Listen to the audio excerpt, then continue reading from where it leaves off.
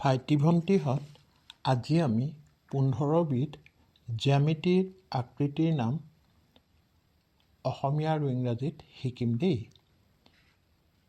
Today we will learn the name of 15 shapes in Assamese and English with proper spelling. 1 number বৃত্ত। ইংৰাজীত বৃত্তক কোৱা হয় circle, CIRCLE, circle। উদাহৰণ হৈছে circle মানে ঘূৰণীয়া যিটো। উদাহৰণ হৈছে এটকীয়া মুদ্ৰা বা কইন। 2 নম্বৰ অৰ্ধচন্দ্ৰাকাৰ। ইংৰাজীত কোৱা হয় crescent, CRESCENT, crescent। মানে উদাহৰণ হৈছে crescent বা অৰ্ধচন্দ্ৰাকাৰৰ উদাহৰণ আকৃতিটোৰ উদাহৰণ হৈছে কাচিজোনটো। কাচিজোনটোৰ দৰে বেকা বা যিটো আকৃতি, বেকা আকৃতি, জোনৰ যিটো বেকা আকৃতি, ঠিক তেনেকুৱাকৈ কোৱা হয় অৰ্ধচন্দ্ৰাকাৰ বা crescent। 3 নম্বৰ ত্ৰিভুজ, ট্ৰায়েংগল। স্পেলিং হ'ল TRIANGLE, ট্ৰায়েংগল। ট্ৰায়েংগলৰ ত্ৰিভুজৰ সুন্দৰ উদাহৰণ হৈছে আমি খোৱা পিজ্জাৰ টুকুৰাবোৰ। তিনিটা কোণ আছে বা চিঙৰাবোৰ। 3 নম্বৰ শংকু। শংকুক ইংৰাজীত কোৱা হয় কোণ, CONE, কোণ।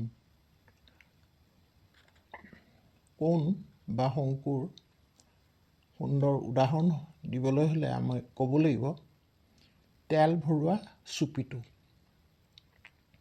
বা বাৰ্থডেত পিন্ধা টুপিবোৰ শংকু আকৃতিৰ বা কোণ আকৃতিৰ। 4 নম্বৰ ঘনক্ষেত্ৰ। অসমীয়াত যাক ঘনক্ষেত্ৰ বুলি কোৱা হয়, ইংৰাজীত কোৱা হয় কিউব, CUBE, কিউব। কিউবৰ সুন্দৰ উদাহৰণ হৈছে লুডুৰ গুটি। লুডুৰ গুটিবিলাক এটা সুন্দৰ কিউবৰ উদাহৰণ বা ঘনক্ষেত্ৰৰ উদাহৰণ।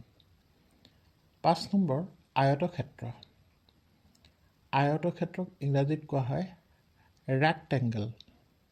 স্পেলিং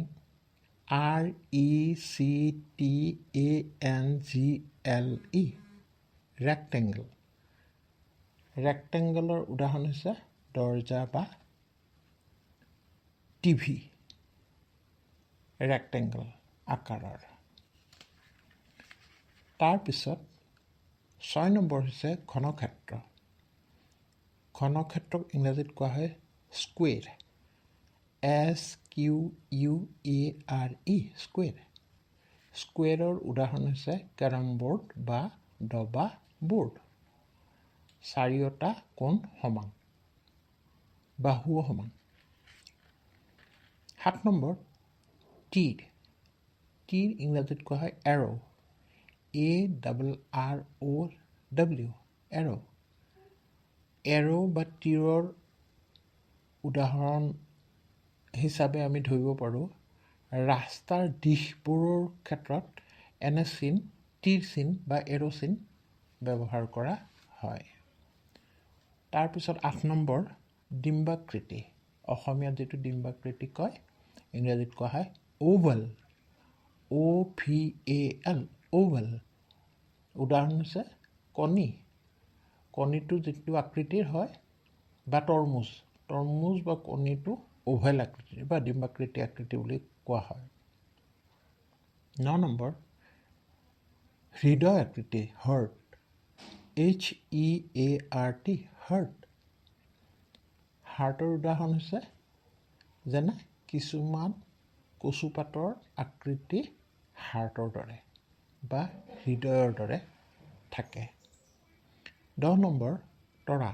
তৰাক কোৱা হয় ষ্টাৰ, STAR, ষ্টাৰ। তৰা আকৃতি হ'ল কেনেকুৱা বস্তু?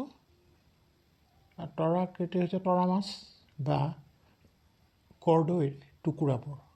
কৰ্দৈ টুকুৰাবোৰ কাটিলে তৰাকৃতি হয়।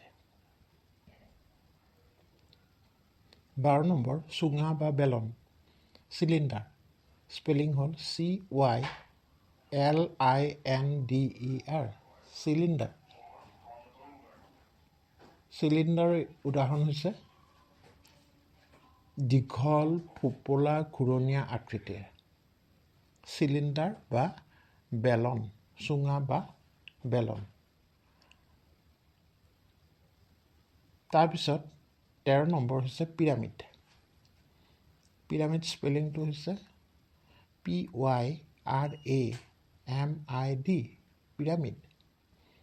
পিৰামিড সাধাৰণতে ইজিপ্তৰ পিৰামিডবোৰ এনে আকৃতিৰ দেখা যায়। পিৰামিডবোৰ সুন্দৰ উদাহৰণ হৈছে ইজিপ্তৰ পিৰামিডবোৰ। 14 নম্বৰ ৰম্বাছ। স্পেলিং হৈছে ইংৰাজীটো ৰম্বাছেই কয় RHOMBUS ৰম্বাছ বা ডায়মণ্ড বা হীৰা আকৃতি। ৰম্বাছ বা হীৰা আকৃতি, ৰম্বাছ বা ডায়মণ্ড একে। তাজপাতৰ এনে আকৃতি থকা কিছুমান দেখা যায়। ৰম্বাছ আকৃতি বা ডায়মণ্ড আকৃতি।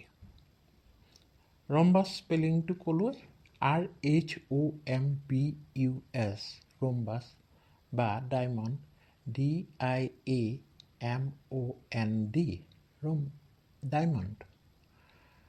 তাৰপিছত 15 নম্বৰটো হৈছে ট্ৰেপিজিয়াম।